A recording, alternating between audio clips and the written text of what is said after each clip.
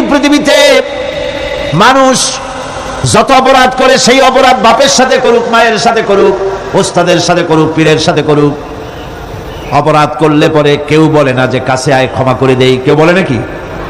কেউ বলে না। আল্লাহ পাক কেমন রহমান এমন রহিম। বান্দা যখন গুনাহ করে আল্লাহ পাক গুনাহগারদেরকে ডাকেন, চুরি করেছিস, গুনাহ করেছিস, মদ খেয়েছিস, জিনা করেছিস, জুয়া খেলেছিস, হত্যা করেছিস, কুফরি করেছিস, শিরক করেছিস, যত রকমের পাপ করিস না কেন, ফিরে আয়, ফিরে আয়, চোখের পানি ফেল, আমি আল্লাহ রব্বুল আলামিন মাফ করে দেব। কোরআনে কারীম বলছে ইল্লা মান তাবা ওয়া আমানা ওয়া আমিলা আমালান সালিহান ফাউলাইকা ইউবাদদিলুল্লাহু সাইয়্যাতিহিম হাসানাতিন ওয়া কানাল্লাহু গফুরার রহিমা। কিন্তু যে ব্যক্তি তওবা করেছে এবং ঈমান এনে পরবর্তীকালে ভালো কাজ করেছে, তাদের মন্দ কাজগুলি আল্লাহ পাক ভালো কাজ দিয়ে বদলায় দিবেন। এত বড় একটা কথা শুনে সুবহানাল্লাহ মুখ থেকে বের হলো না? গুনাহগার যত গুনাহ করেছে সে যদি তওবা করে, ওই সব গুনাহ যদি না করে, তার সাইয়্যাতগুলি আল্লাহ পাক হাসানাত দিয়ে বদলায় দিবেন। মানুষেরা চুরি করে, ডাকাতি করে, জিনা ব্যভিচার করে, যা কিছুই করে থানায় ধরা পড়ে।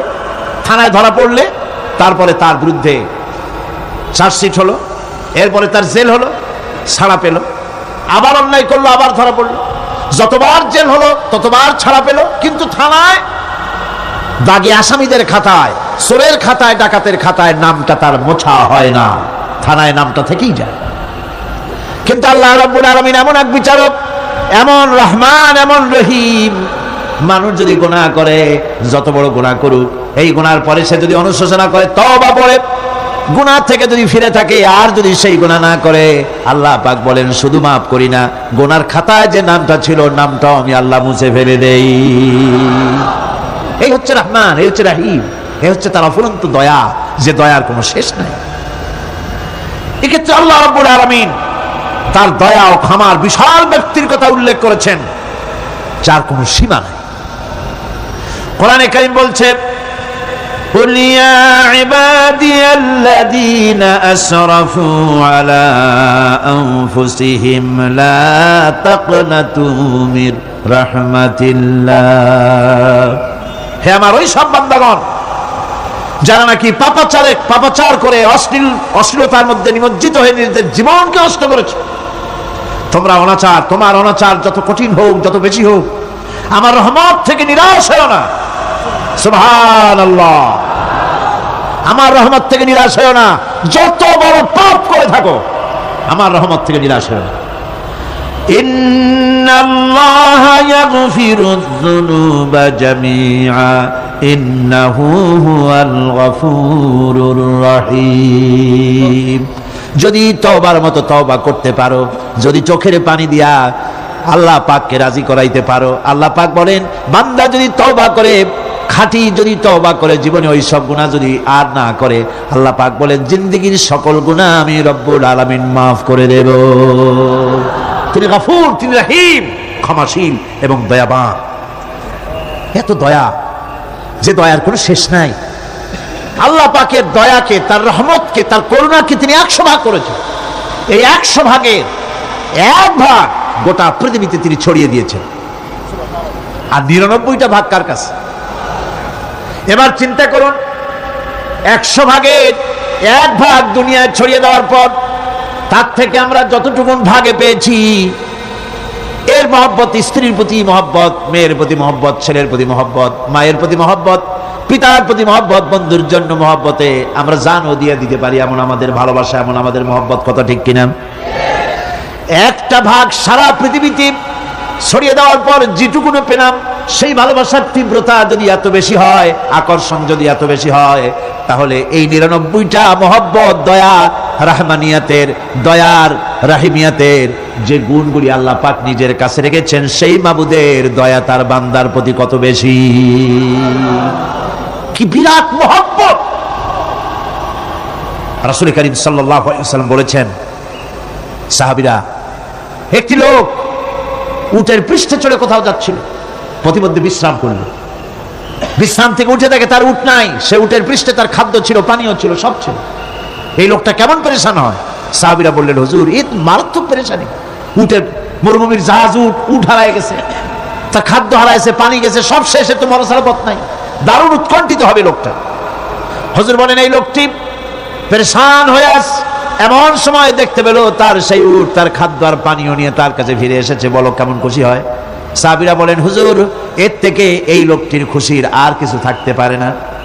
নবীজি বলেন, আমার সাহাবীরা শোনো, আল্লাহর কোন বান্দা যখন নাফরমান হয়ে যায়, আল্লাহ থেকে দূরে সরে যায়, আল্লাহ থেকে যখন এরাজ করে যায়, উঠারা ব্যক্তি উট পাওয়ার জন্য যেমন অবস্থা হয়ে যায়, আল্লাহ পাক তার বান্দার জন্য তেমন বোধ করেন। উঠারা ব্যক্তি উট পেলে পরে যেমন আনন্দিত হয়ে যায়, কোন নাফরমান বান্দা যদি সেজদায় পড়ে কান্দে আর বলে, আল্লাহ গুনাহ করেছি আমারে মাফ করে দাও, উঠারা ব্যক্তি উট পায়া যত খুশি হয়, এর থেকে লক্ষ কোটি কেন বেশি আল্লাহ রাব্বুল আলামিন তার বান্দার প্রতি খুশি হয়ে যান। আল্লাহ রহমান রহিম, কি দয়া, এত বড় দয়া তার। সে দয়ার কারণে তার প্রতি আমাদেরকে আকৃষ্ট হতে হবে। মাফ চাইলে আল্লাহ পাক মাফ করবে। ওয়াকাল রাব্বুকুম উদউনি আস্তাজিব লাকুম, তোমাদের রব তোমাকে বলছে, তোমাদের রব কে? আমাদের রব, সকলে বলেন কে আমাদের রব? সে আল্লাহ আমাদেরকে বলছেন, তোমাদের রব বলছেন আমাকে ডাকো, আমি ডাকে সাড়া দেব। সুবহানাল্লাহ। এরকম একটা অনুভূতি আমার নিজের হয়েছিল, আমার নিজের একটা অনুভূতি। কাবা শরীফের ভিতরে যখন আল্লাহ পাক আমাকে প্রবেশের সুযোগ দিয়েছিলেন কাবা শরীফের মধ্যে, তখন তার রসমে কাবা নাই, কাবার ভেতরে ঢুকলে তখন চতুর্দিক কিবলা, চতুর্দিকে ফিরে দুরাকাত না করে নামাজ পড়লাম। সেজদা দেওয়ার সুযোগ হলো, সেজদায় পড়ে এমন কান্না শুরু হলো, দম আটকে যাওয়ার মতো, শুধু কাঁপতেই থাকলাম। আধা ঘন্টা চলে গেল সেজদার ভেতরে। এরপরে আমার চিন্তা হলো, হুঁশ হলো যে আমি এতক্ষণ এখানে সেজদায় পড়ে আছি, আরো তো মেহমান এর মধ্যে ঢুকবে। কিছু রাষ্ট্রীয় মেহমান ছিল, দুনিয়ার বিভিন্ন দেশ থেকে তারা দাওয়াত দিয়েছিল, তো সেই মেহমানরা ঢুকতে পারবে না, এর মধ্যে 18-20 জনের বেশি লোক ধরে না। আমি অন্যের হক বোধহয় নষ্ট করছি, এই অনুভূতি না আসলে আমি কতক্ষণ সেজদায় পড়ে থাকতাম আল্লাহই জানে। আমি যখন সেজদা থেকে মাথা তুললাম, দরজার দিকে যখন তাকিয়েছি, ঠিক আমার চোখটা গিয়ে পড়লো দরজার সেই অংশে যেখানে লেখা আছে ওয়াকাল রাব্বুকুম উদউনি আস্তাজিব লাকুম। আমি আবার ফুফায় কাল্লাম, আল্লাহ আমি আমার দায়িত্ব পালন করেছি, আমি তো আমার রবকে ডেকেছি। আল্লাহ তোমার গোলামের কথা তুমি শোনো, এটা আল্লাহর ওয়াদা। বান্দা কান আমার কাছে চোখের পানি ফেল। রাসূল করিম সাল্লাল্লাহু আলাইহি ওয়াসাল্লাম বলেছেন, আল্লাহ পাকের দরবারে দুইটা ফোঁটা বেশি কবুল, বেশি মঞ্জুর, বেশি প্রিয়। একটি হচ্ছে জিহাদের ময়দানে যে রক্ত ফোঁটা পড়ে সেই রক্ত ফোঁটা, আর একটি হচ্ছে আল্লাহর ভয়তে চোখ থেকে যে পানি ফোঁটা পড়ে, এটি আল্লাহর কাছে দারুণ প্রিয়। গুনার কারণে কলবের ভিতরে কলব জং আলুদা হয়ে গিয়েছে, গুনার কারণে কলব তো নষ্ট হয়ে গিয়েছে, জং পড়ে গেছে। জং বোঝেন না? বোঝেন না? হ্যাঁ, মরিচা, মরিচা জং হচ্ছে মরিচা, লোহায় মরিচা পড়ে। গুনাহ করতে করতে কলবের মধ্যে মরিচা পড়ে যায়। এই মরিচা উঠাইতে চান? মরিচা যদি ওঠে, কোরআন শুনবেন মজা লাগবে, গান শুনলে গা জ্বলে উঠবে, ওয়াজ শুনবেন, হাদিস শুনবেন ভালো লাগবে, অন্য আজে বাজে কথা পছন্দ হবে না। এই কলবের জং যদি উঠে যায়, কোরআন তেলাওয়াত করবেন মজা লাগবে, জিকির করবেন মজা লাগবে, নামাজ পড়বেন মজা লাগবে, আল্লাহ পাকের দরবারে হাত তুলবেন তো চোখ থেকে দরদর করে পানি বেরোতে থাকবে। চোখে পানি আসে না, কারণ কলব তো জঙ্গালুদা হয়ে গিয়েছে, এটা মরিচা পড়ে গিয়েছে। আমি জিজ্ঞেস করতে চাই, কলবের এই জং, এই মরিচা কি আপনারা উঠাতে চান? সেই মরিচা যদি তুলতে চান, তাহলে চোখের পানি ছাড়া আর কিছুই নাই, আল্লাহ পাকের জিকির করতে হবে। আল্লাহ পাকের জিকির হচ্ছে জং উঠিয়ে দেওয়ার জন্য সবচাইতে বড় হাতিয়ার। আর চোখের পানিতে এই জংগুলি ধুয়ে মুছে আল্লাহ পাক সাফ করে দিবেন। কাঁদতে শিখুন, আল্লাহ পাকের দরবারে চোখের পানি ফেলতে চেষ্টা করুন। কিয়ামতের দিন আল্লাহ পাক যদি রহিম না হন, বাঁচার কোনো উপায় নাই। বাঁচার উপায় আছে? উপায় নেই। আল্লাহ যদি হিসাবের জন্য ধরেন কিয়ামতের দিন কাউকে হিসাবের জন্য যদি ধরেন, তাহলে জাহান্নাম ছাড়া পথ নাই। এই জন্যে আল্লাহুম্মা হাসিবনি হিসাবান ইয়াসিরা এই দোয়া পড়তে হবে। আমরা যখন বললাম আর রহমানির রহিম, বলেন সবাই আর রহমানির রহিম। আবার প্রশ্ন হয়, বান্দা বুঝলাম আরো কোনো কোয়ালিটি, আরো কোনো বৈশিষ্ট্য তার আছে নাকি? আমরা বলি মালিকি ইয়াউমিদ্দিন।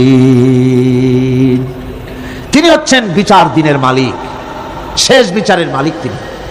একদিকে এটাকে ব্যালেন্স করা হয়েছে, একদিকে অফুরন্ত রহমত, যার কোনো কুল নাই, কিনারা নাই। এখন আদল দরকার। এখন কি দরকার? আদল, ইনসাফ দরকার। আল্লাহ পাক একদিকে অফুরন্ত রহমত আর নিয়ামত দিয়ে পৃথিবীকে ছেড়ে রেখেছেন, অপর দিকে বলেছেন আমি হচ্ছি বিচার দিনের মালিক, সেদিন আমি বিচার করব। সেই বিচারের ভিতরে কোনো পক্ষপাতিত্ব থাকবে না, হবে না।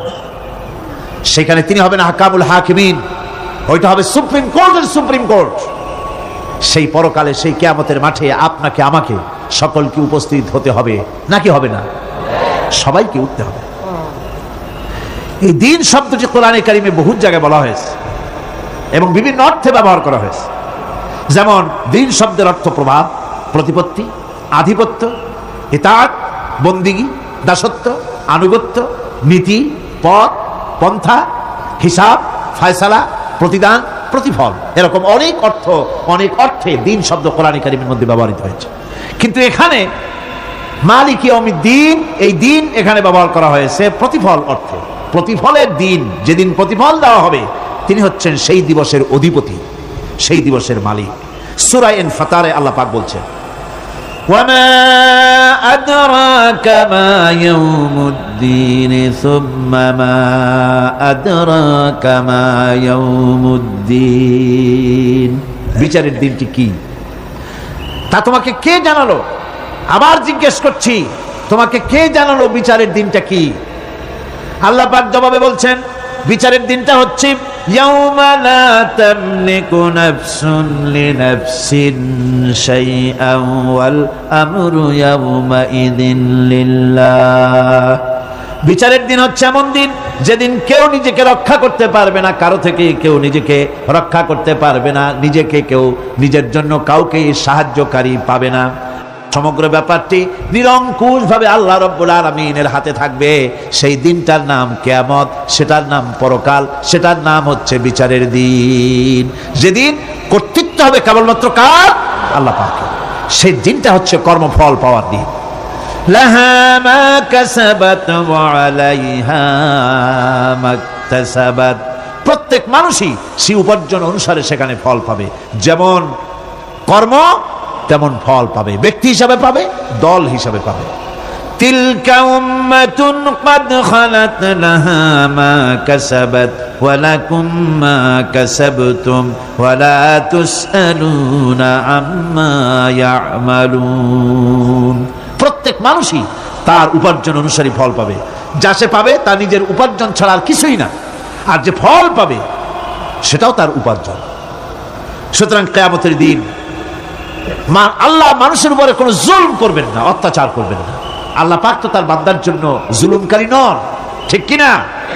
আল্লাহ পাক বলছেন মান আমিলা সালিহান ফালিনাফসিহি ওয়া মান আসাআ ফাআলাইহা ওয়া মা রাব্বুকা বিযাল্লামিন লিল আবিদ।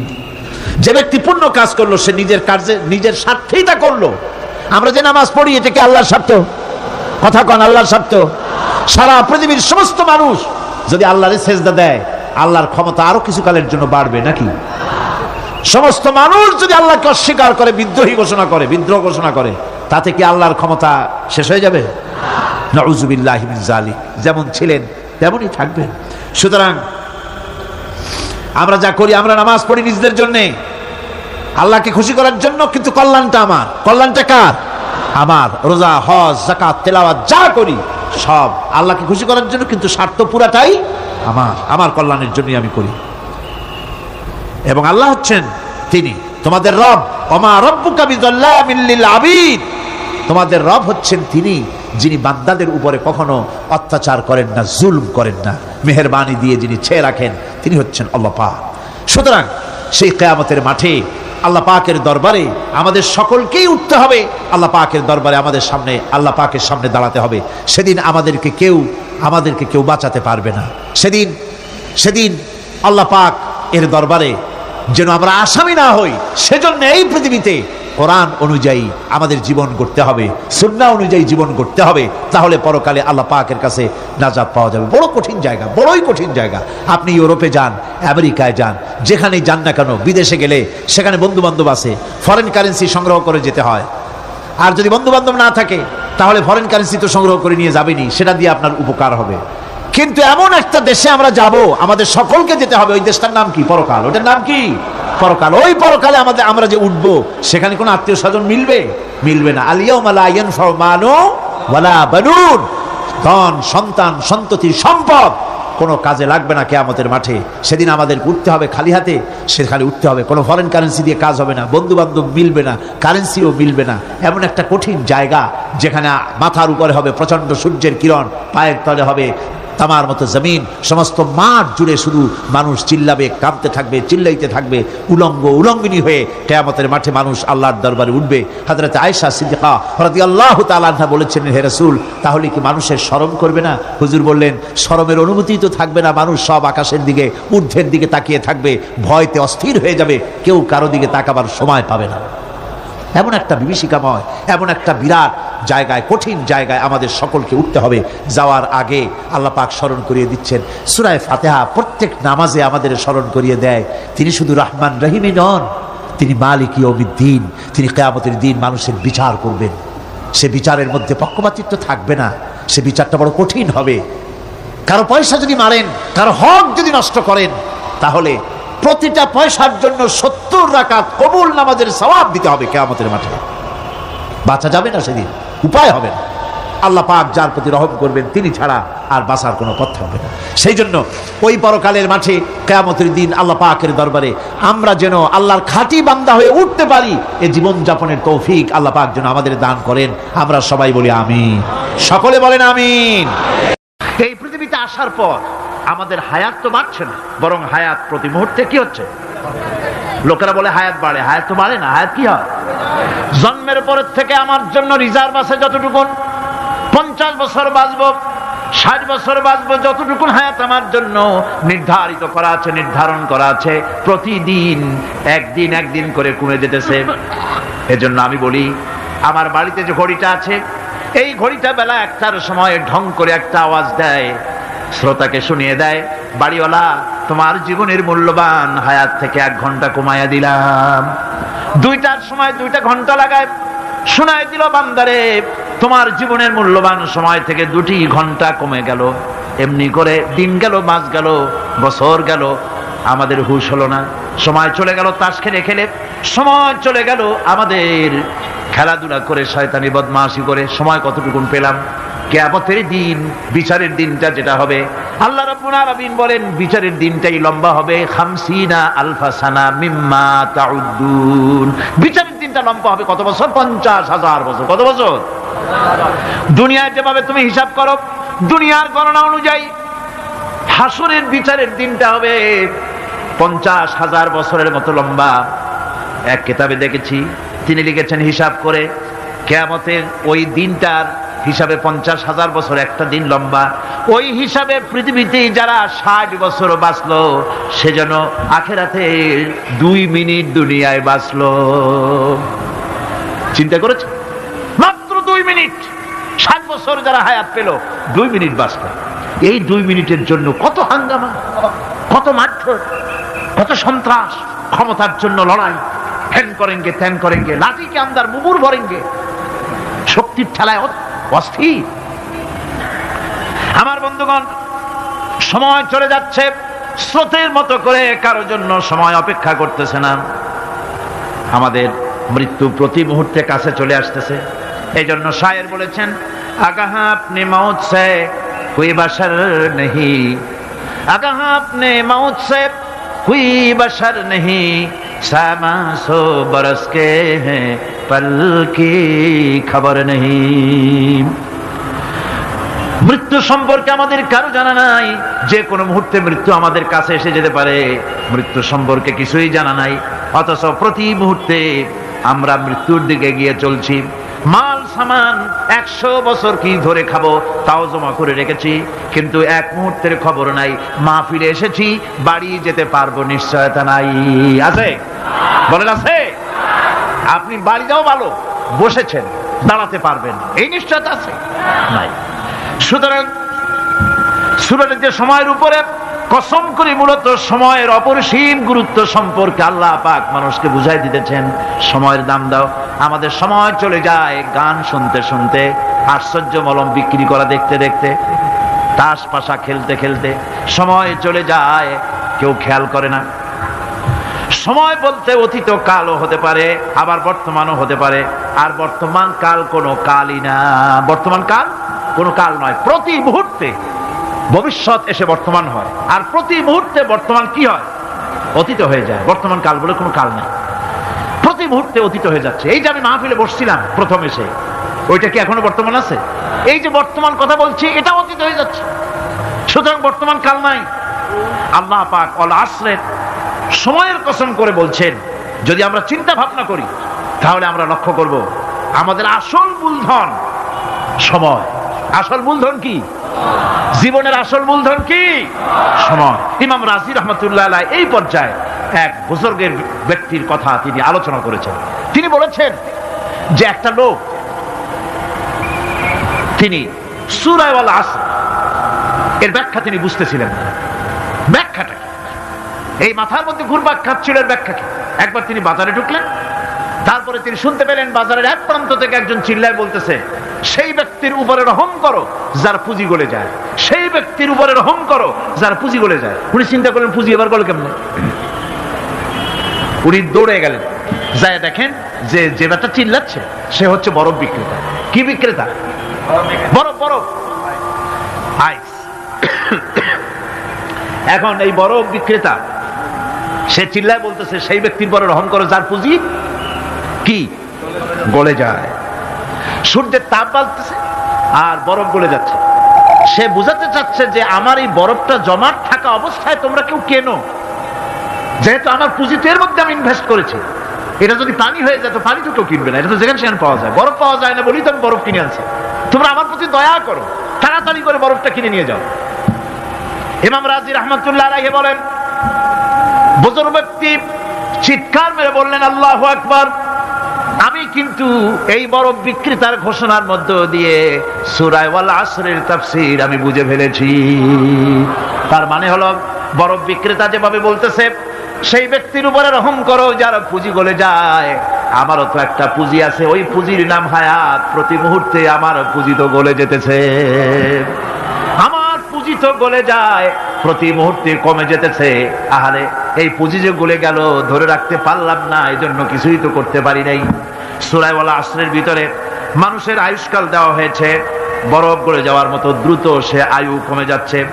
একে যদি নষ্ট করে ফেলা হয়, ভুল কাজে ব্যয় করা হয়, সেটাই হচ্ছে মানুষের মূল ক্ষতি। মানুষের মূল ক্ষতি। ব্যবসায় ক্ষতিগ্রস্ত হয়েছে, এটা মূল ক্ষতি নয়। স্বাস্থ্য হারাইছে, মূল ক্ষতি নয়। রাজনীতিতে ব্যর্থ হয়েছে, মূল ক্ষতি নয়। জীবনে মন্ত্রিত্ব হারাইছে, মূল ক্ষতি নয়। মূল ক্ষতি প্রতি মুহূর্তে সময় নষ্ট হচ্ছে, এটাই মূল ক্ষতি। ভাইরা, কিয়ামতের দিন জান্নাতীদের কোনো দুঃখ থাকবে না, সকলের দুঃখ থাকবে। জান্নাতীদের কোনো দুঃখ থাকবে নাকি? থাকবে, থাকবে। জান্নাতীদের মনের মধ্যে একটা দুঃখই থাকবে। ভালো করে শুনুন, জান্নাতীদের মনের মধ্যে একটা দুঃখই হবে। তারা মনে মনে চিন্তা করবেন, আফসোস করবেন, আহারে যদি দুনিয়ায় বসে অমুক সময় বাসে বসেছিলাম, আজে বাজে চিন্তা করেছি, বাড়ির ড্রয়িং রুমে একা একা বসে বসে আজে বাজে চিন্তা করেছি, অমুক অমুক সময় খেলাধুলায় কাটাইছি, এই সময়গুলিতে যদি সুবহানাল্লাহ, আলহামদুলিল্লাহ, লা ইলাহা ইল্লাল্লাহ, আল্লাহু আকবার এই তাসবিহ যদি পড়তাম, জিকির আজকার করতাম, জান্নাতের ভিতরে আরো নিয়ামত লাভ করতে পারতাম। সময়টা তো কাজে লাগাইলাম না। মানুষের শর্ত, মুমিনের সব কাজে সওয়াব। ওয়াকুলু লিন-নাসি হুসনা, মানুষের সঙ্গে ভালো ভালো কথা কও। মানুষের সঙ্গে হাসি মুখে কথা কও। একজনের সাথে হাসি মুখে কথা বললেন, আপনার একটা সদকা দেওয়ার মতো সমান সব আমলনামায় লেখা হয়ে গেল। ভালো ভালো কাম করো। বন্ধুগণ, সময় দ্রুত গতিতে চলে যাচ্ছে, মানুষের জীবন ক্ষতিগ্রস্ত হচ্ছে। ক্ষতি থেকে বাঁচতে পারবে 4টা গুণ যার মধ্যে আছে, বাকি সব ক্ষতিগ্রস্ত হয়ে যাবে। আমার ভাইয়েরা, এই কথাগুলি বলে আল্লাহ পাক যেন এরকম একটা দৃষ্টান্ত দিলেন। আপনি যদি পরীক্ষার হলে গিয়া দেখেন ছাত্ররা পরীক্ষা দিতেছে, পরীক্ষার জন্য নির্ধারিত সময় কতটুকু? 3 ঘন্টা। 3 ঘন্টা। আপনি গিয়ে দেখলেন কোন একজন পরীক্ষার্থী পরীক্ষা দিতে গিয়ে আর একদিকে তাকায় আছে, আকাশের তারা গুনতেছে, অথবা সে গল্প করতেছে, অথবা পরীক্ষা বাদ দিয়ে আজে বাজে কিছু লিখতেছে। আপনি যেমন তাকে, ওই ছেলেটাকে আনবো না, গাফেল ছেলেটাকে ঘড়ির দিকে তাকায় বলেন, এই ছেলে ওই ঘড়ির দিকে তাকাও, দেখো তোমার সময় কিন্তু চলে যেতেছে মাত্র 1 ঘন্টা, আর তুমি সময় নষ্ট করতেছো। আল্লাহ যেন স্নেহ পরবশে তাম পৃথিবীর গোলামদেরকে, বান্দাদেরকে আঙ্গুল নির্দেশনা দিয়ে বলছেন, বান্দারা প্রতি মুহূর্তে তোর জীবনের মূল্যবান সময় চলে যেতেছে, প্রতি মুহূর্তে সময় যাচ্ছে। আল ইনসান, ইনসান বলতে শুধু মুসলমান না, ইনসান বলতে কি মুসলমান শুধু না, আল ইনসান মানব মণ্ডলী, বিশ্বের সমস্ত মানুষকে আল্লাহ বলছেন, হিন্দু, খ্রিস্টান, বৌদ্ধ, নাসারা, ইহুদি, মজুসি, মুসলমান, বিশ্বের সব মানুষকে আল্লাহ বলছেন। যেহেতু আল্লাহ স্রষ্টা, মানুষের ব্যাপারে সার্বিক কল্যাণময় কথা কে বলতে পারেন? কে বলতে পারেন? সে আল্লাহ রাব্বুল আলামিন বলছেন, সময় চলে যাচ্ছে ও পৃথিবীর মানুষেরা। এই মানুষ বলতে আল্লাহ রাব্বুল আলামিন কোন ব্যক্তি, কোন গোষ্ঠী, কোন জাতিকে বলেন নাই, বলেছেন সমগ্র মানবতাকে। এর অর্থ হচ্ছে সূরাটিতে উল্লেখ্য 4টি গুণ যদি আমল করতে পারে লোকেরা, যেই ব্যক্তি করবে, যেই সমাজ করবে, যেই রাষ্ট্র করবে, যেই গোষ্ঠী করবে, যেই জাতি করবে, তারাই ক্ষতি থেকে বেঁচে যাবে। আর যারা করবে না তারা ক্ষতিগ্রস্ত হবে। কি হবে বলুন? এখন আল্লাহ পাকের কথা শুনুন। আল্লাহ পাক বলছেন, ওয়াল আসরি ইন্নাল ইনসানা লাফি খুসর। খুসরিন, এই যে খুসর, খাসারা, এই শব্দটা হচ্ছে আবিধানিক অর্থে ক্ষতি হচ্ছে লাভের বিপরীত। লাভের বিপরীত কি? ক্ষতি। নাফা, এই নাফার বিপরীত কি? নোকসান। খাসারাটা কি? নোকসান বলা হয় পুঁজি 50,000 খাটাইছিলাম, লাভ করতে পারি নাই, পুঁজি ঠিক আছে, এটাকে বলা হয় নোকসান। এটাকে কি বলা হয়? নোকসান। কিন্তু আমি পুঁজি খাটিয়েছিলাম 50,000 টাকা, লাভ তো হয়ই নাই, পুঁজিও চলে গেছে, আমও গেছে, ছালাও গেছে, আমও নাই, ছালাও নাই। এইটারে আরবিতে কি বলা হয়? খাসার, দেউলিয়া। দেউলিয়া হয়ে গেছে। দেউলিয়াটা বোঝেন ভালো আপনারা, দেউলিয়া হয়ে গেছে।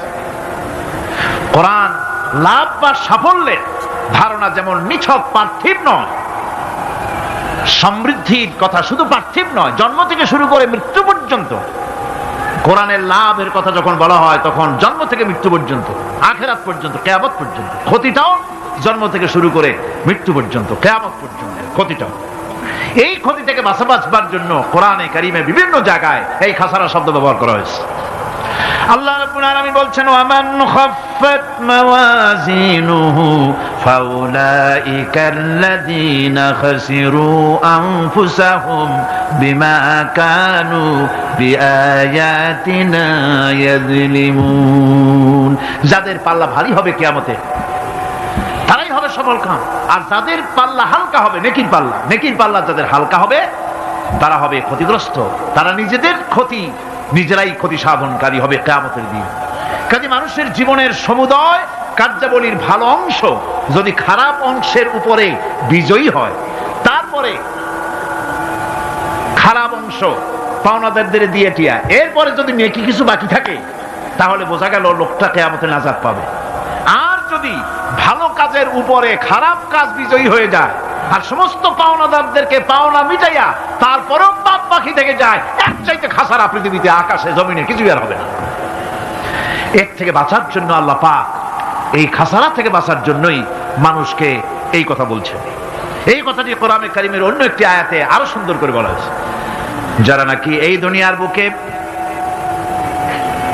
নিজেদের পুঁজি খাটাইছে, জীবনের পুঁজি সুদ কামাইতে খাটালো, জীবনের পুঁজি খাটালো হারাম কামাইয়ের ভিতরে, অন্যায় কাজের ভিতরে।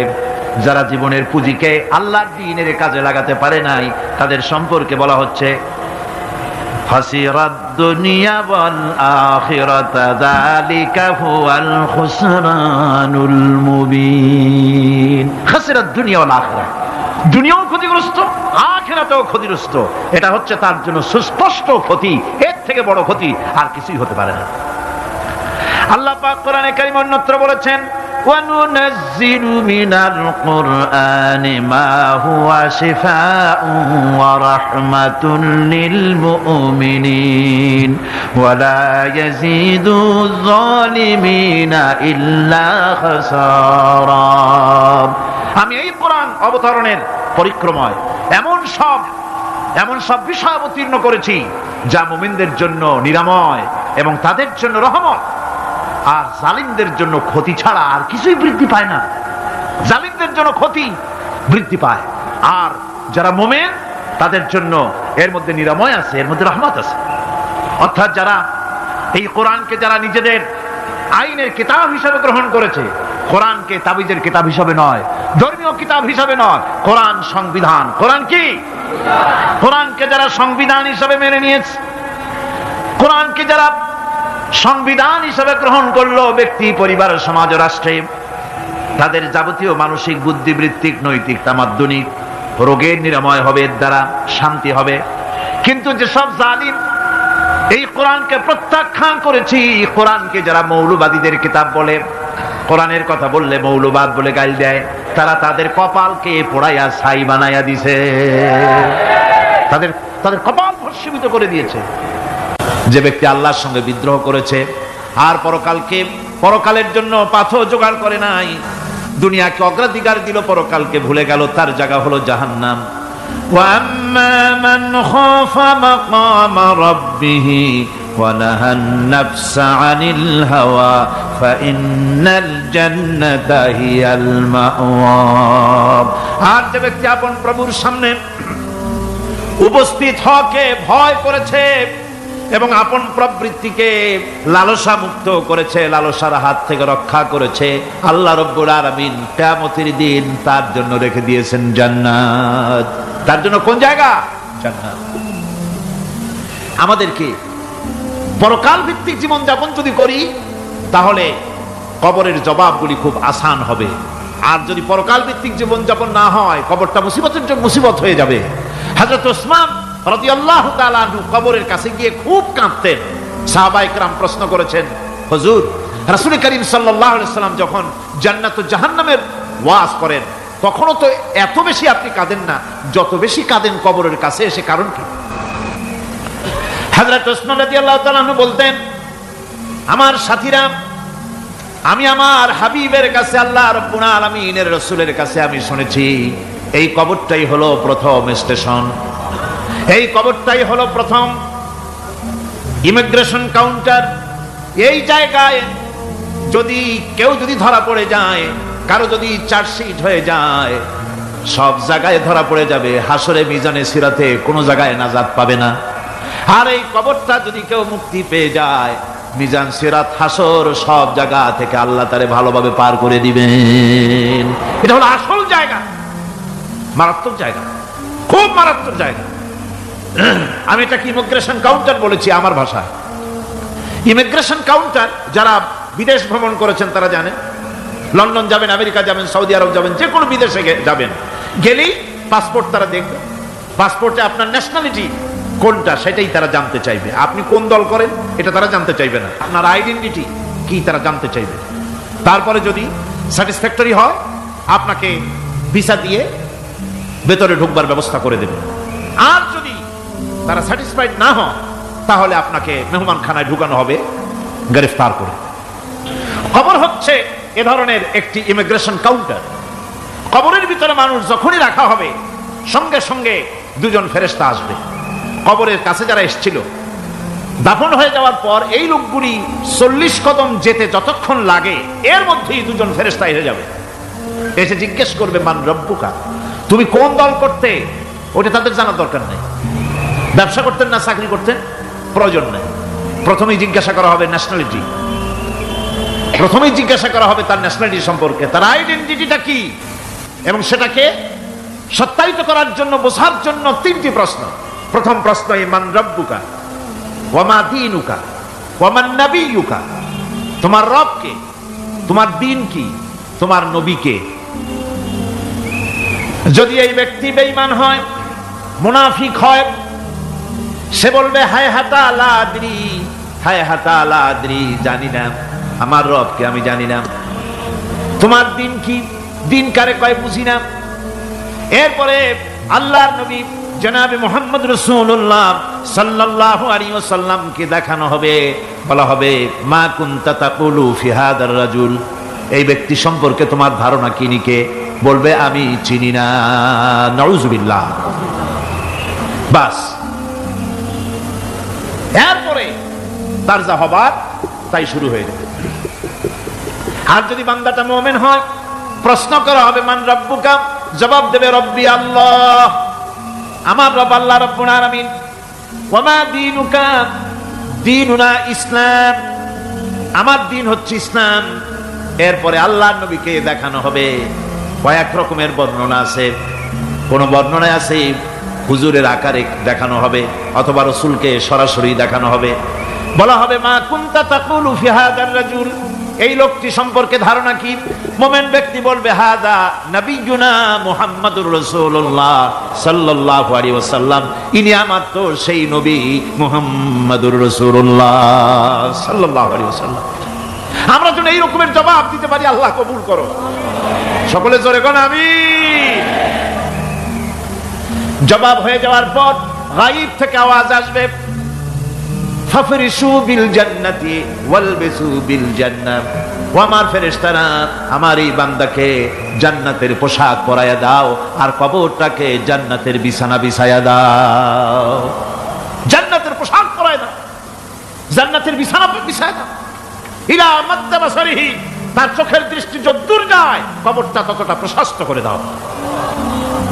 এরপর বেহেশতের পোশাক পরাইয়া, বেহেশতের বিছানা বিছায়া ফেরেশতা বলবে নম কানাউমুল উরুস, ঘুমিয়ে যাও।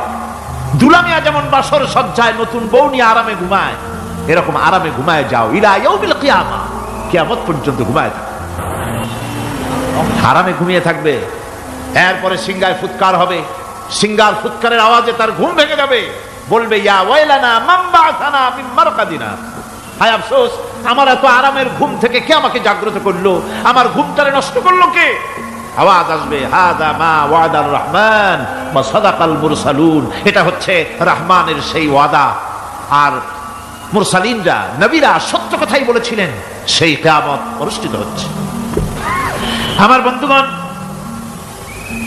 সেজন্য এই দুনিয়ার মোহে পড়ে থাকলে পরে দুনিয়ায় যারা অগ্রাধিকার দিবে দুনিয়াকে পরকালের তুলনায়, জবাব দিতে পারবে না কবরের ভিতরে গিয়া।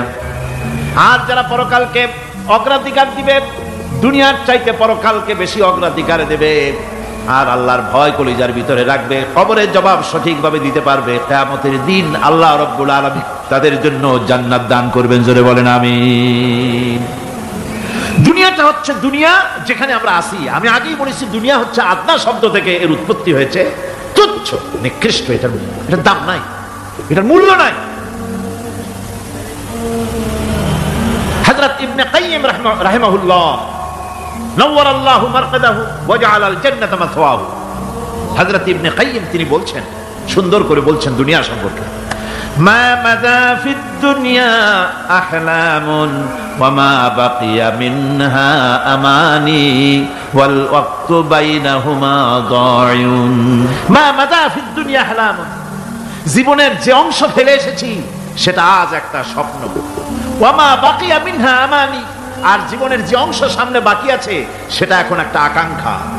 ওয়াল ওয়াক্তু বাইনাহুমা দায়ুন, আর এর মাঝখান থেকে সময় সব চলে যাচ্ছে। কত বড় কথা চিন্তা করেছেন? জীবনের যে অংশ ফেলে এসেছি তা আজকে স্বপ্ন, তা কি বলেন? স্বপ্ন।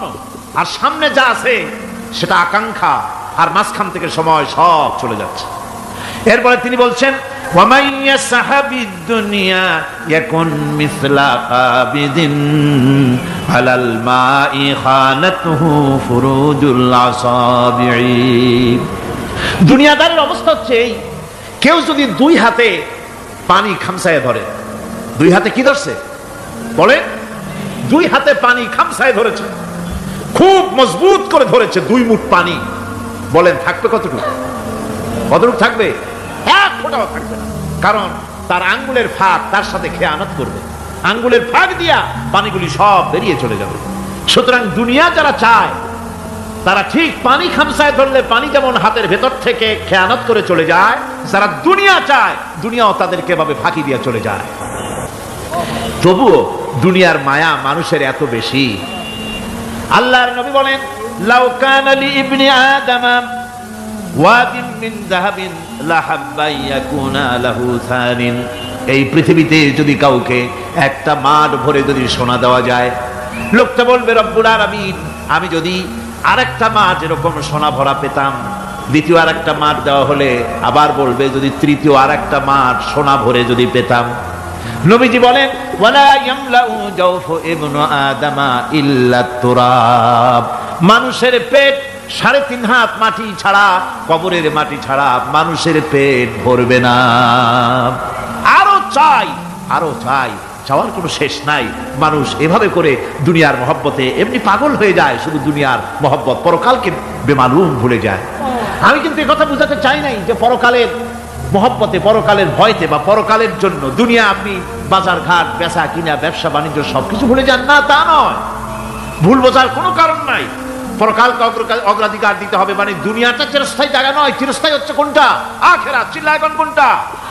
সুতরাং এখানে যা করতে হবে আখিরাতের জবাবদিহিমূলক জীবন যাপন করতে হবে। আপনি ব্যবসা করবেন, ওজনে কম দিতে পারবেন না, আপনি খাদ্যে ভেজাল দিতে পারবেন না, চুরি করতে পারবেন না, ডাকাতি করতে পারবেন না, জেনা করতে পারবেন না, বদমাশি করতে পারবেন না, মদ খেতে পারবেন না, সন্ত্রাসী হতে পারবেন না, হাইজ্যাকার হতে পারবেন না, চাঁদাবাজ হতে পারবেন না, মুনাফাখোর হতে পারবেন না, আপনি চোরা কারবারি হতে পারবেন না, ঘুষখোর হতে পারবেন না, সুদখোর হতে পারবেন না। এই সব কাজ পরকালকে বিশ্বাস করলেই এ সমস্ত কাজ থেকে মানুষ বিরত থাকতে পারে। কথা ঠিক কিনা? এটাই হচ্ছে। সুতরাং এই পৃথিবী থাকবে না, এটা কি চিরকাল থাকবে না? এর একটা পরিসমাপ্তি ঘটবে।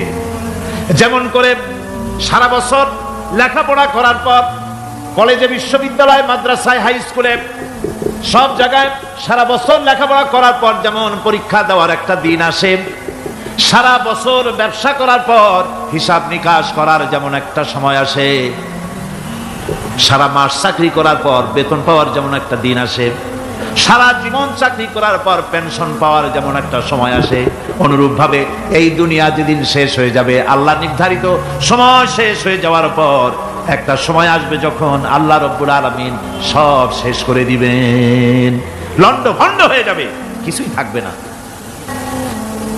কোরআনে সব আল্লাহ বলে দিয়েছেন। আল্লাহ পাক বলেন এই পৃথিবীর সব কেমন ভাবে ধ্বংস হবে তার চিত্র আল্লাহ পাক কোরআনে কারিমে তুলে ধরেছেন। ইযাস সামাউ ফাতারাত ওয়া ইযাল কাওয়াকিবু তাসারাত ওয়া ইযাল বিহারু ফুজ্জিরাত ওয়া ইযাল কুবুরু বু'সিরাত। যখন আকাশসমূহ দীর্ণ বিদীর্ণ হয়ে যাবে, তারকাগুলি বিক্ষিপ্ত হয়ে ছিটকে পড়বে, আর সমুদ্রগুলি উচ্ছ্বসিত হয়ে পড়বে, কবরগুলি সব তার ভেতরে যা আছে উদ্গীরণ করে দেবে, তারকাগুলি স্থিমিত হয়ে যাবে। এরপরে সমস্ত আকাশগুলি কাতাইয়িস সিজিল্লিল কুতুব, কিতাবের পৃষ্ঠার মতো একটার পরে একটা ঠাস ঠাস করে পড়তে থাকবে, চূর্ণ বিচূর্ণ হয়ে ভেঙে চুরে একাকার হয়ে যাবে। পাহাড়গুলিকে উড়িয়ে দেওয়া হবে, চন্দ্র এবং সূর্য একাকার হয়ে যাবে। আল্লাহ রাব্বুল আলামিন বলেন ফাইদা বারিকাল বাসার ওয়া খাসাফাল কমার ওয়া জুমিআশ শামসু ওয়াল কমর। চক্ষু যখন বিস্ফারিত হয়ে যাবে, চাঁদ যখন তার আলো হারিয়ে ফেলবে, সূর্য যখন তার আলো হারিয়ে ফেলবে, চাঁদ আর সূর্য সব একাকার হয়ে যাবে, সেই সময়ের অবস্থাটা কি চিন্তা করো। মানুষ হয়রান হয়ে দৌড়াদৌড়ি করবে। وحملت الأرض والجبال فدكتا دكة واحدة।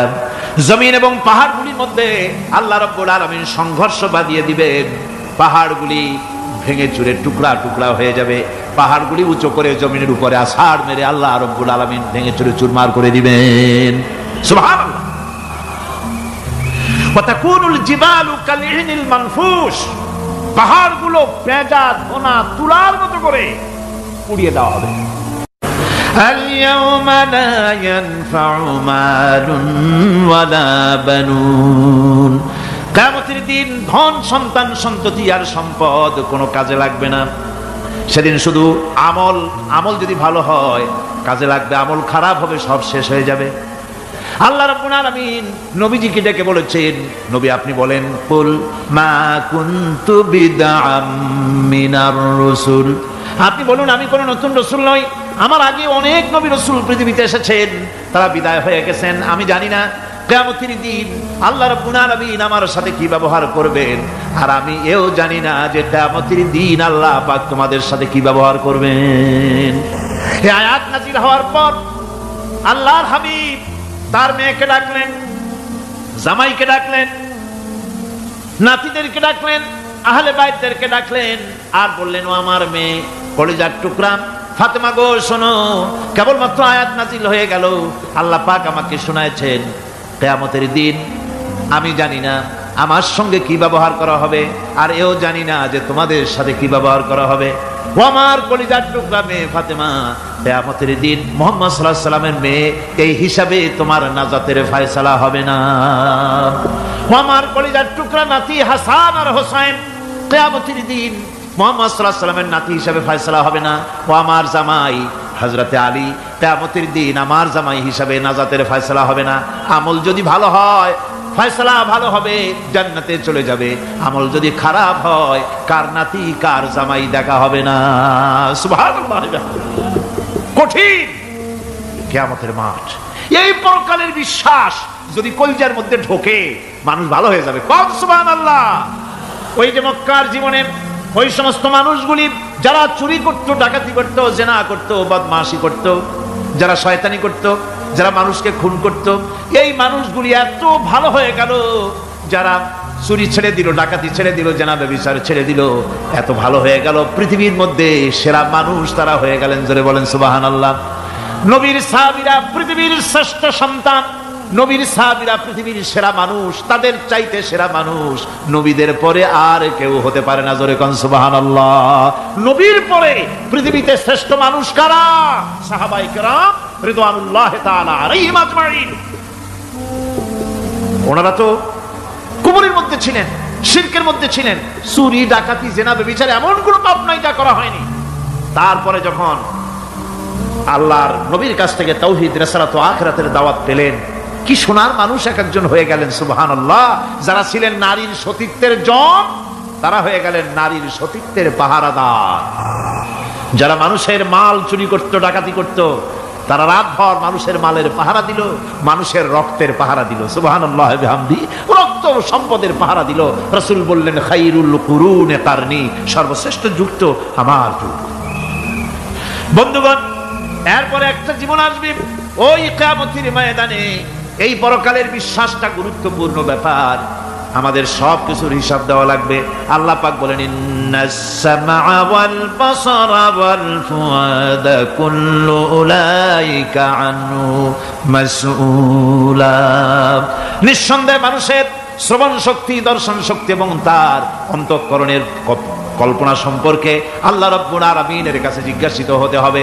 কান দিয়া কি করেছিলা, চোখ দিয়া কি করেছিলা, মুখ দিয়া কি করেছিলে, হাত দিয়ে কি করেছিলে, সবকিছুর জবাব আল্লাহ রাব্বুল আলামিনের কাছে দিতে হবে। সবটার জবাব দিতে হবে, কোনো কিছু বাদ যাবে না।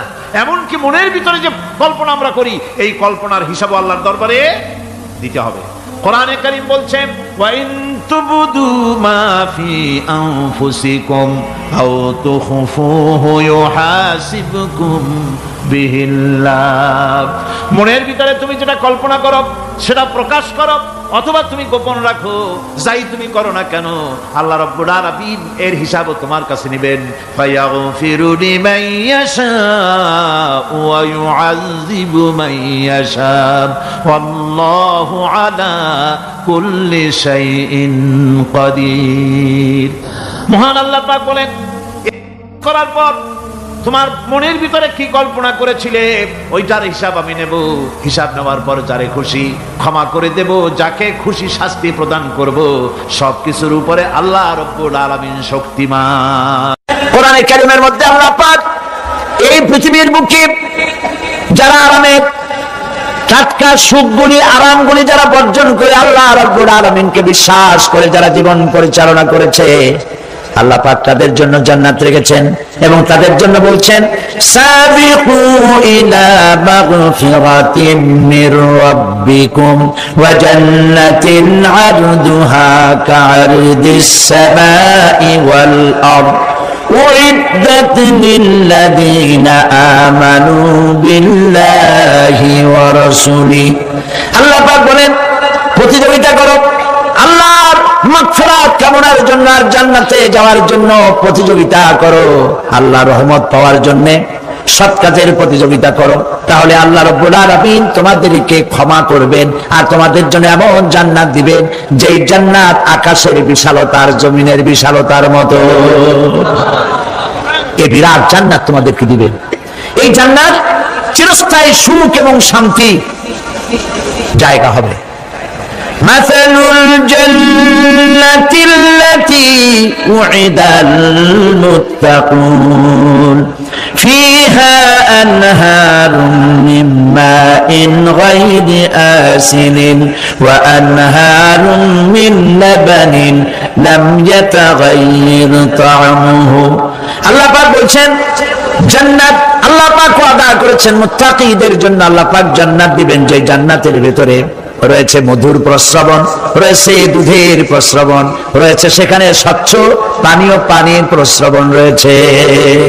এই সুন্দর জান্নাত ঝর্ণা ধারা আল্লাহ পাক সৃষ্টি করেছেন, বাগ বাগিচা দিয়ে ভরে রেখেছেন জান্নাত। সেই জান্নাতে জান্নাত হবে এয়ার কন্ডিশন, রোদ্রের তাপ হবে না সেখানে, রোদ্রের খরতাপ হবে না সেখানে, ঠান্ডার প্রচন্ডতা থাকবে না। কিরকম হবে জায়গাটা? আল্লাহ পাক বলছেন, মুত্তাকিনা আলাল আরাইকি লা ইয়ারাউনা ফিহা শামসান ওয়ালা জামহারিরা ওয়া দানিয়াতান আলাইহিম যিলালুহা ওয়া দুল্লিলাত কুতুফুহা তাদলিলা। আল্লাহ পাক এমন জান্নাত রেখেছেন, সেই আল্লাহ পাক সেই জান্নাতের ভিতরে জান্নাতীরা ঠেস লাগায়া মুখোমুখি অবস্থায় তারা সেখানে বসবে, আর জান্নাতীদের মনের মধ্যে কোনো দুঃখ থাকবে না, পেরেশানি থাকবে না। পৃথিবীতে মানুষের দুঃখ থাকে, পেরেশানি থাকে, সেখানে কোনো দুঃখ আর পেরেশানি থাকবে না।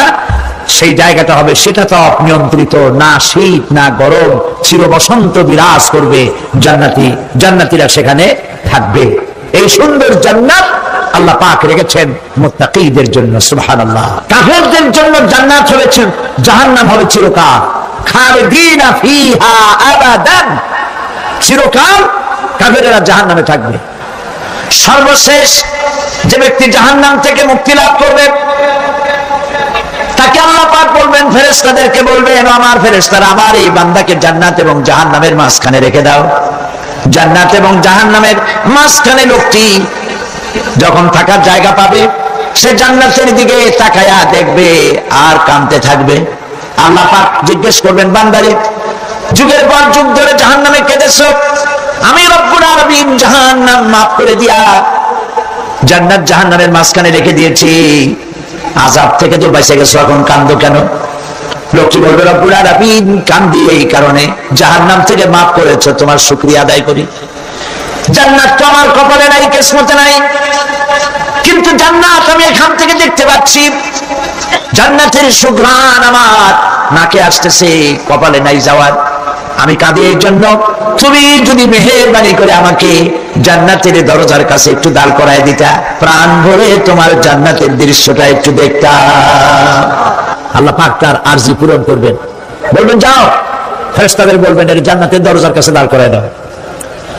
জান্নাতের দরজার কাছে দাঁড়িয়ে লোকটি আবার কান্না শুরু করবেন। আল্লাহ পাক প্রশ্ন করবেন, আবার কান্দো কেন? লোকটি বলবে, রব্বুল আলামিন কান্দি এই কারণে, জান্নাতের এই দরজায় দাঁড়ায়া জান্নাতের অফুরন্ত নিয়ামত, কিছুই ভালো করে দেখা যায় না, শুধু অল্প জায়গা দেখি। যদি তুমি আমারে দয়া করে জান্নাতের মাঝখানে দাঁড় করায় দিতা, চতুর্দিকে তাকায়া তাকায়া দেখা কলিজারে ঠান্ডা বানাইতাম। তবে আমি ওয়াদা করি, জান্নাতের কোন নাজ নিয়ামত, কোন ফল আমি খাবো না, ধরবো না, সইব না। একটুখানি মেহেরবানি করে মাঝখানে দাঁড় করাইয়া দাও, জান্নারে ঠান্ডা করি। আল্লাহ রাব্বুল আলামিন ফেরেশতাদের বলবেন, আমার এই বান্দারে জান্নাতের মাঝখানে দাঁড় করাইয়া দে। আল্লাহর নবী বলেন, জান্নাতের মাঝখানে দাঁড়িয়ে লোকটি আগের চাইতে আরো জোরে চিৎকার মেরে কাঁদতে থাকবে। আল্লাহ পাক বলবেন, বান্দারে কি হলো তোর? দরজার কাছে আসতে চাইছিলে, আইনা দিলাম। আবার এবার মাঝখানে আসতে চাইছো, তাও এনে দিয়েছি। আবার কান্দো কেন?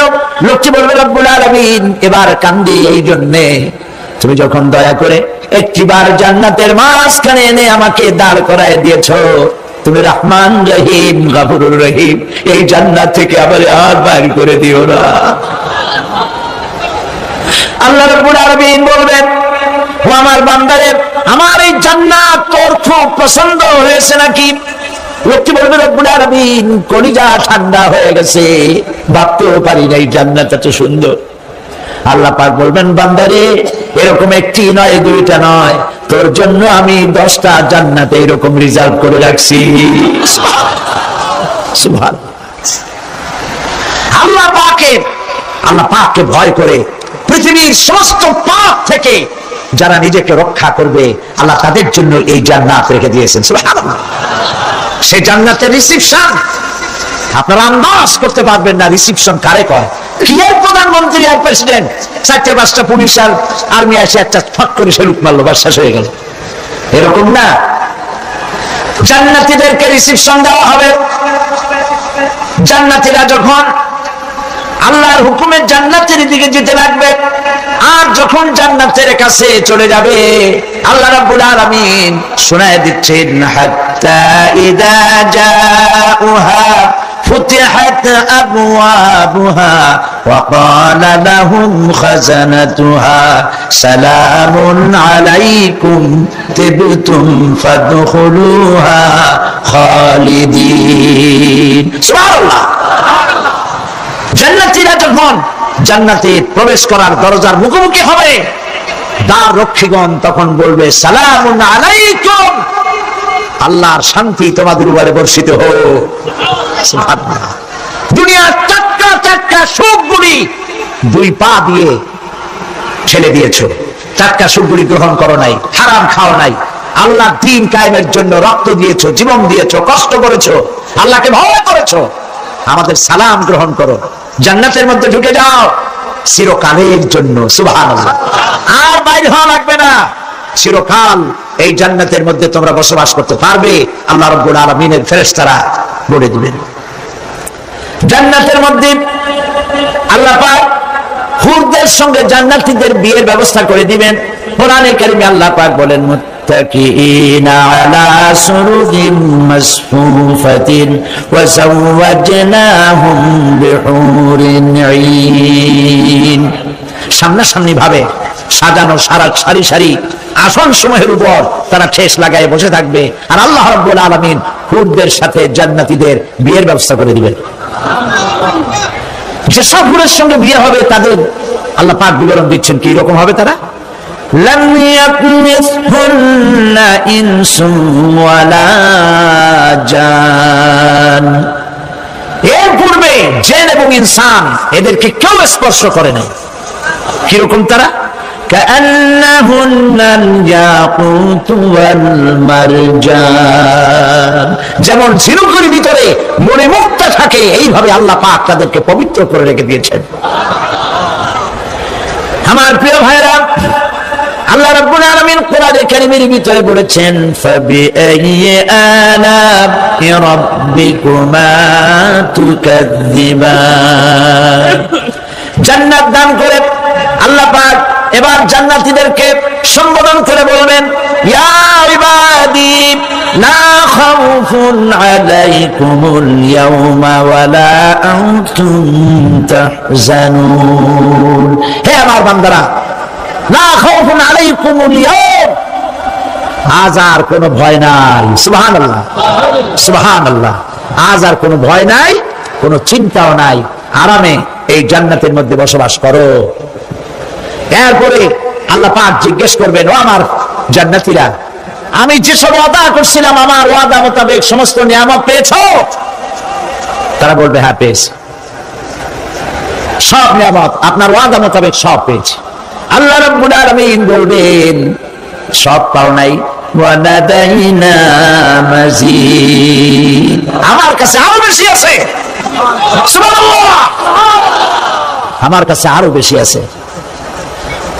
জান্নাতীরা বুঝবে না সে আরো বেশিটা কি, এর থেকে আর বেশি কি। প্রিয় ভাই সব, নবী করিম সাল্লাল্লাহু আলাইহি সাল্লাম বলেছেন জান্নাতের সুখ আর শান্তি কোন চোখ নাই যা দেখেছে, যা কোন অন্তঃকরণ নাই যা কল্পনা করতে পেরেছে। এই জান্নাত মুত্তাকিদের জন্য আল্লাহ রাখছেন। সুবহানাল্লাহ। জান্নাতীরা ভাবতেও পারবে না সেই নিয়ামতগুলি কি। প্রিয় ভাই সব, সেই মুহূর্তে আল্লাহর নবী মুহাম্মদুর রাসূলুল্লাহ সাল্লাল্লাহু আলাইহি ওয়াসাল্লাম বলবেন, রব্বুল আলামিন আমার উম্মতেরা জান্নাতীরা বুঝতে পারে নাই আপনার কাছে কি নিয়ামত আরো বেশি আছে। আমার এই উম্মতেরা জান্নাতীরা আপনার ওয়াদা মোতাবেক সব পেয়েছে, কিন্তু একটি জিনিস এখনো তাদের কিসমতে হয় নাই। সেই জিনিসটা হলো যারা তার রবকে না দেখে শুধু কোরআন আর হাদিসের কথা শুনে আরবের ঘুম হারাম করে তাহাজ্জুদের নামাজ আদায় করেছিল, চোখের পানি ফেলেছিল। যারা জান্নাত দেখে নাই, জাহান্নাম দেখে নাই, আপনাকে ভয় করে যারা জীবন পরিচালনা করেছিল, যারা আপনাকে দেখে নাই, না দেখে শুধু কোরআন হাদিস বিশ্বাস করে যারা অকাতরে নিজেদের জীবন বিলায় দিয়েছিল, এই জান্নাতীরা এখন পর্যন্ত তার রবকে দেখতে পারে নাই।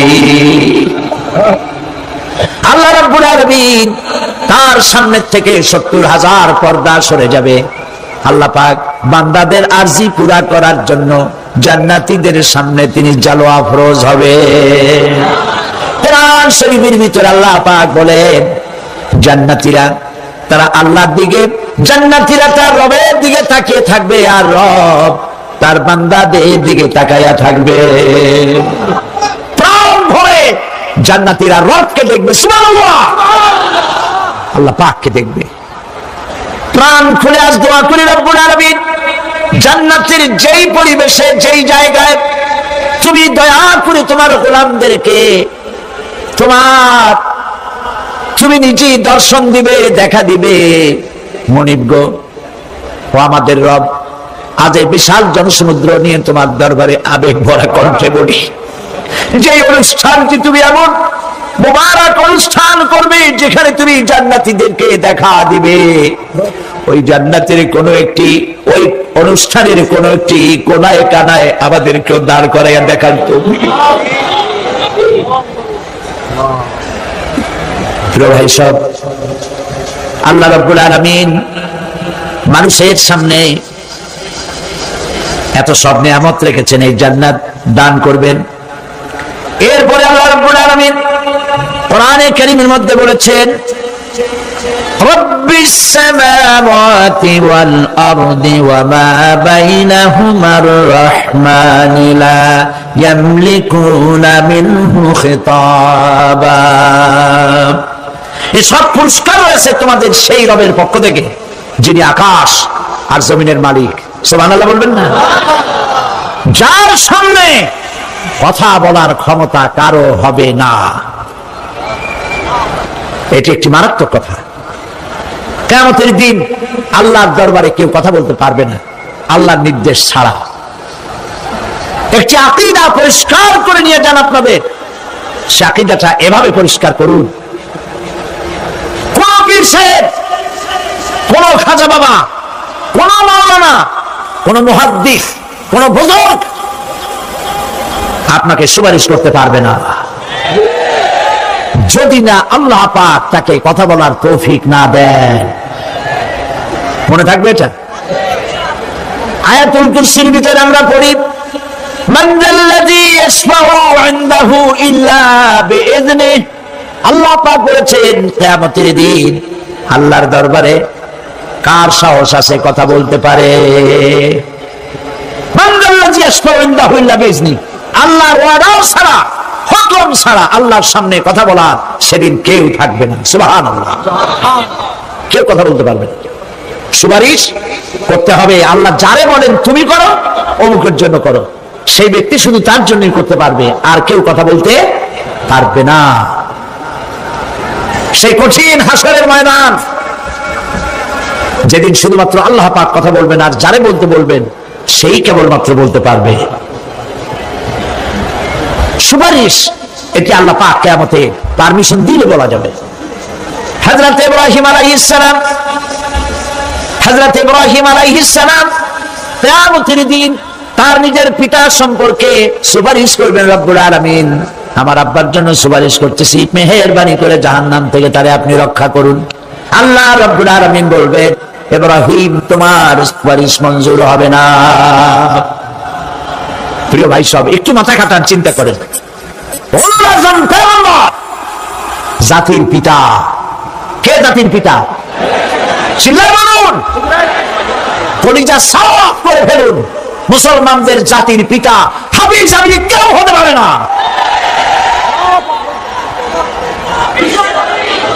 মিল্লাতা আবিকুম ইব্রাহিম, ইব্রাহিম আলাইহিস সালাম এই মিল্লাতের পিতা। সুবহানাল্লাহ। হযরত ইব্রাহিম আলাইহিস সালাম কিয়ামতের দিন বলবেন, আল্লাহ আমার আব্বার জন্য সুপারিশ করছি। আল্লাহ পাক বলবেন, মঞ্জুর হবে না। আসল তোমার পিতা হতে পারে, কিন্তু আমার খলিলকে আগুনে ফেলার জন্য নমরুদকে সে সহযোগিতা করেছে, আমি তোমার পিতাকে ক্ষমা করব না। নবী করিম সাল্লাল্লাহু আলাইহি সাল্লামকে সাহাবায়ে কেরাম জিজ্ঞেস করেছেন, হে রাসূল, আপনার আব্বা এবং আম্মার অবস্থা কি হবে? নবী করিম সাল্লাল্লাহু আলাইহি সাল্লাম কেঁদে ফেলেছেন, সাওয়া করেছেন, আমি তাদের কোনো উপকারে আসব না। আল্লাহু আকবার। আপনি মনে করছেন নাকি যে ইয়া নবী সালাম আলাইকা বলি অমনি নবী সুপারিশ পাবেন? এত সহজ। কতগুলো রসগোল্লা খাইলেন আর বড় একটা মিছিল করলেন, আর অমনি চলে যাবেন? পৃথিবীর সব মানুষ, সাহাবায়ে কেরাম বাদ দেন, পৃথিবীর সমস্ত মানুষ একত্রিত হয়ে আবু তালেব রাসূলুল্লাহকে যে ভালোবেসেছেন, ওর 1000 ভাগের 1 ভাগও সারা দুনিয়ার মানুষ রাসূলুল্লাহকে ভালোবাসতে পারবে? পারবে?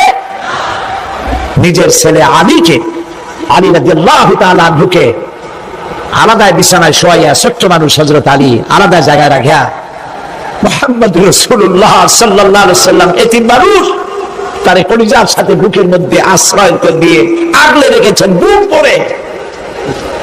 সেই আবু তালেব মৃত্যুর সময় নবী করিম সাল্লাল্লাহু আলাইহি সাল্লাম বলেছিলেন, চাচা একটি বার আমার কানে তাওহীদের কালেমা শোনায় দেয়। আবু তালেব তার কিসমতে ছিল না কালেমা। মরে যাওয়ার পর একজন সাহাবী বলেছিলেন, ইয়া রাসূলুল্লাহ, মৃত্যুর সময় আবু তালেবের মুখ আমি নড়তে দেখেছি, তিনি কালেমা পড়েছেন সম্ভবত।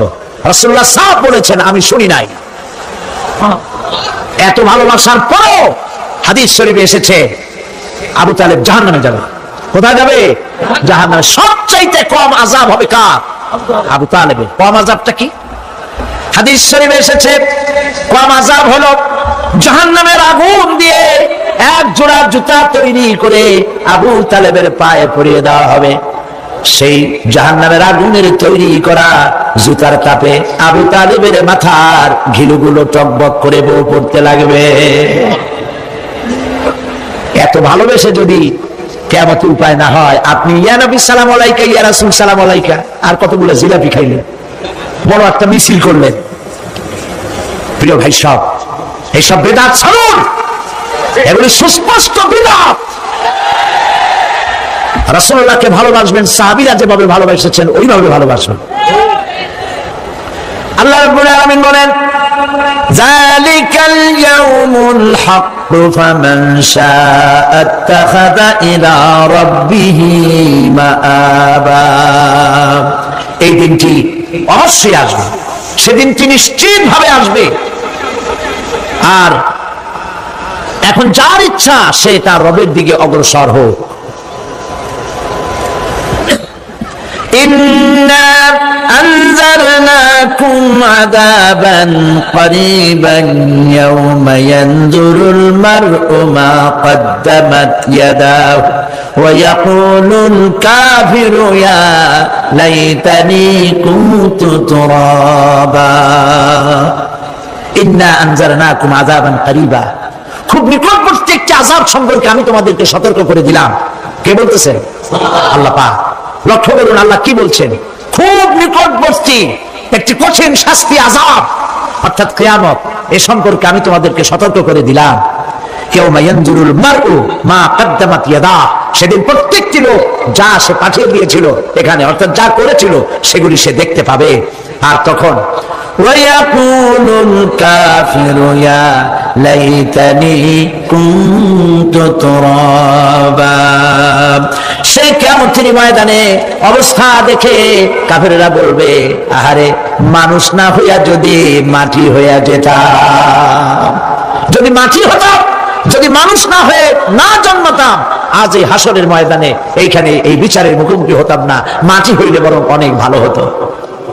এই পৃথিবীতে আমরা এসেছি, চলে যাব, যাওয়ার আগে এই কোরআন একটি বিশাল জনগোষ্ঠী এমন বানাতে চেয়েছে যে জনগোষ্ঠী এই কোরআন দিয়ে একটি বিশাল সমাজ গড়বে, রাষ্ট্র গড়বে, এমন রাষ্ট্র গড়বে যেই রাষ্ট্রে দুঃখ থাকবে না, অশান্তি থাকবে না, যেখানে সুখ থাকবে, সমৃদ্ধি থাকবে, আর কিয়ামতের দিন আল্লাহর জান্নাতে তারা চলে যাবে। তেমন একটি সমাজকে আমরা চাই। সবাই বলেন সেরকম একটি সমাজকে আমরা চাই। প্রিয় ভাই সব, কিয়ামতের দিন আমরা যেতে চাই জান্নাতে। কোথায় যেতে চাই বলেন? জোরে বলেন। এই জান্নাতে যাওয়ার জন্য, এই জান্নাতে যাওয়ার জন্য দুইটা কাজ করতে হবে। কয়টা কাজ? আল্লাহ রাব্বুল আলামিন বলেন, ফামান কানা ইয়ারজু লিকাআ রাব্বিহি ফালইয়ামাল আমালান সালিহান ওয়া লা ইউশরিক বিইবাদাতি রাব্বিহি আহাদা। আল্লাহ পাক বলেন, যে বাজারা আমার সঙ্গে দেখা করতে চায় কিয়ামতে, দুইটা কাজ করা লাগবে। বলেন কয়টা কাজ? একটা হলো নেক আমল। কি আমল বলেন? নেক আমল। নেক আমল কারে বলে? নেক আমল করতে হলে আবার দুইটা শর্ত লাগে।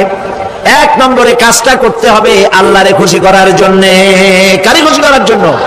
একটা মাদ্রাসা বানাইছি যাতে লোকেরা বলে যে বড় একটা মাদ্রাসা বানাইছেন, এই জন্য মাদ্রাসা বানাবেন, মসজিদ বানাবেন, হসপিটাল বানাবেন, যা কিছু করেন নিয়ত হবে আল্লাহকে খুশি করা। নিয়ত হবে কারে খুশি করা? আল্লাহ পাককে খুশি করা। এই হলো নেক আমলের প্রথম শর্ত, কাজ হবে আল্লাহকে খুশি করার জন্য।